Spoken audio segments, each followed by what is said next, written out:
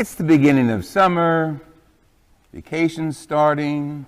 A lot of us are going to be outside in various social settings.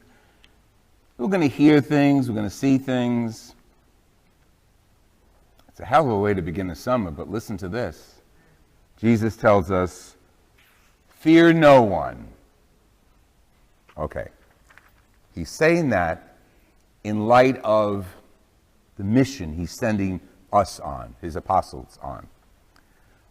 But in the Old Testament, we also hear Jeremiah, who feared everyone, terror on every side, let us denounce him, Jeremiah. They were going for the jugular. My grandmother used to say, jealousy mangi l'occhi. Jealousy eats people's eyes out. So there's going to be a lot of people around you, and if there aren't already a lot of people around us, that we should fear. I'm sorry, Jesus, we have a lot to fear. We have the gossips. We have those who are jealous. We have infidelity. We have those who refuse to communicate with us. We have terrorism. We have explosions. We have hunger. We have people dying of thirst throughout the world. There's a lot to fear, Jesus. What are you talking about? Fear no one. See, Jesus knows us. And besides us, Jesus knows Jesus. He knows himself very clearly, and maybe we could pay allegiance to Paul's letter to the Romans, in which he introduces Jesus to the Romans as the new Adam, the new person. When I was in the seminary, I did a sculpture. As you know, I paint and sculpt and all that wonderful stuff. I did a sculpture to try to capture that reading from Romans. And it was a sculpture of Jesus, glorified Jesus. It was hung on a wall, and it was eventually became the gift to Bishop Donato. And it hung on the wall, but in his hand, instead of a globe or a cross or even a blessing, I put a fruit. I read Adam and Eve like you read Adam and Eve, and we know a fruit was taken from the tree. It's a mythical genetic story from Genesis. It's a story that teaches us obedience and all that good stuff, but I want to go to the fruit for a second. So I put the fruit in Jesus' hand, and when Tommy saw the sculpture that I had given, he says, what's Jesus holding, an apple? I said, well, it could be an apple, it could be a pear, it could be a banana. Well, not a banana because you wouldn't be around. I said, but yeah, it's a fruit. Because Jesus is the new man, the new person, replacing all of the anxiety that came into the world from creation and Adam's rejection. Adam, us. Eve, us. Our rejection of God's values in our lives. And then Jesus comes on the scene and brings a new value to our lives that we still haven't really 100% grasped yet. And what is that new value? His presence in our lives. His being with us. Us being able to depend on him. And what do? We do fear. We fear gossip.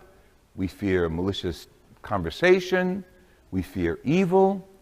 And I want to say the thing that we need to fear most of all, get the finger, watch the finger, is this: ourselves. Because as soon as we give into the gossip, the fear, the jealousy that's around us, we become as vile as the perpetrators. As soon as we start carrying within us the anger or the jealousy or the vengeance or the rudeness, as soon as we take that inside ourselves, we have a lot to fear, because we are then destroying the soul and the body. Yes, Jesus said, don't worry about those who can destroy your body. I'll take good care of you. If you're with me, I'll take good care of you. You'll die on earth, but you'll be with me in eternal life, eternal bliss. Fear the person who can destroy your body and your spirit, your soul, your psyche, your will.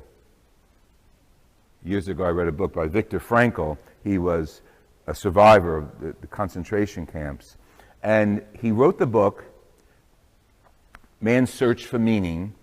And in it, he introduced what he called logotherapy. The word logo means word, therapy is healing. And he developed a kind of therapy. He was Jewish, he wasn't Catholic, wasn't Christian, but he developed a kind of therapy, talk therapy, that could help people get out of their malaise, get out of their depression, get out of their pain.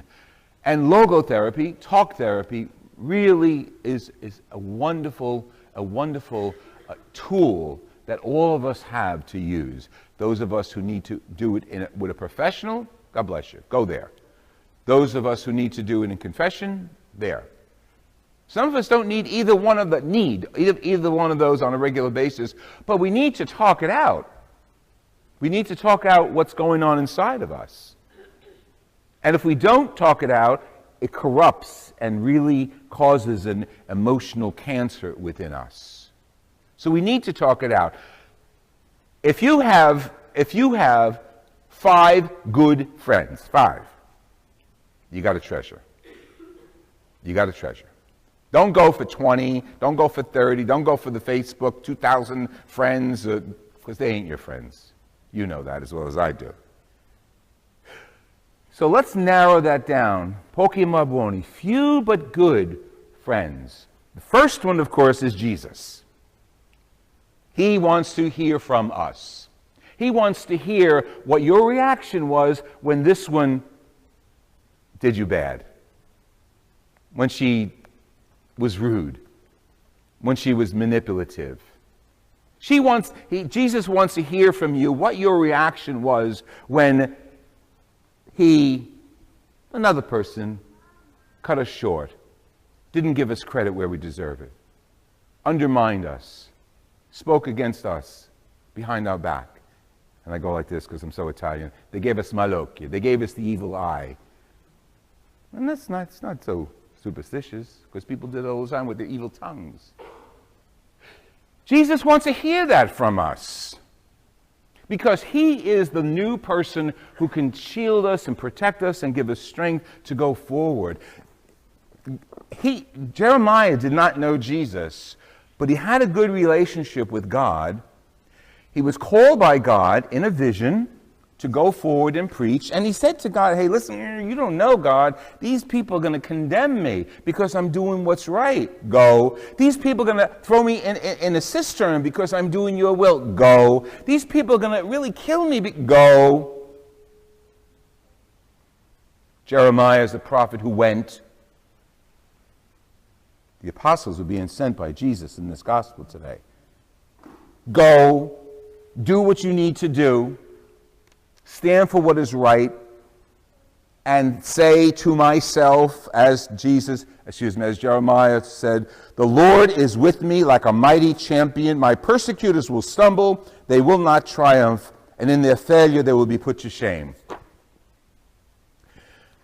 The only thing I don't want us to get caught up into is vengeance, because he continues and talks about how God will take vengeance on those who persecute me, who are jealous of me, who undermine me. And I'm saying me in reference to all of us. Don't look for vengeance. That's not your business. That's God's business. God will judge. For us, we have Jesus Christ as our light, Jesus Christ as our goal, Jesus Christ as our role model. And if you are criticized by something you do that's good, or you do it very well, and then we fall into the category of penalized success, when you're doing it so well that so many people are upset or jealous about your success that they punish you indirectly, tear down your name. That's in the world. You're going to be in good stead, you're going to be in good position if that happens to you. There's a man in Rome named Francis, and there are so many negative things said about him, even by cardinals, because jealousy mangiloki, jealousy eats people's eyes out. They'd rather keep the status quo. They'd rather keep the hierarchy. They'd rather keep a distance between the pastors, all of us, and the people. Not Francis. Francis stands up and he lets you know, he lets the world know where he stands. Recently, he went to the tomb of two priests who are in Italy who are very much involved with the poor. And because of their over-involvement with the poor, and I'll go that way, over-involvement, really cared, politically involved, on behalf of the poor. What Jesus wants us to do, by the way, he goes to their tomb. He takes the helicopter, I'm sure he didn't fly the helicopter, took the helicopter and went to where they were both buried to pray in front of their tombs. To let you and me and the world knows that our values have to be the values of Jesus Christ. Those men, in their lifetime, were silenced by the church, forbidden to preach, forbidden to be active in society, but now they're vindicated. Many of us will have to wait till we're dead to be vindicated, so don't hold your breath. Don't wait for that. We are told by Jesus himself, don't be afraid. Be afraid of no one. And the only person you have to worry about is the person who can destroy your soul and your body. With Jesus on our side, that's us, me individually. I'm the best destroyer or healer of my soul and body. If I imitate Jesus, I'm healed. I'll be hurt, I'll be ridiculed, I'll be mocked, I'll be the brunt of jealousy, but I will be healed because Jesus holds us in the palm of his hand and gives us the strength to go forward. God didn't spare his only son, he's not going to spare you. But his son held on. Into your hands I commend my spirit, then dropped his head and died. That's all we're called to do.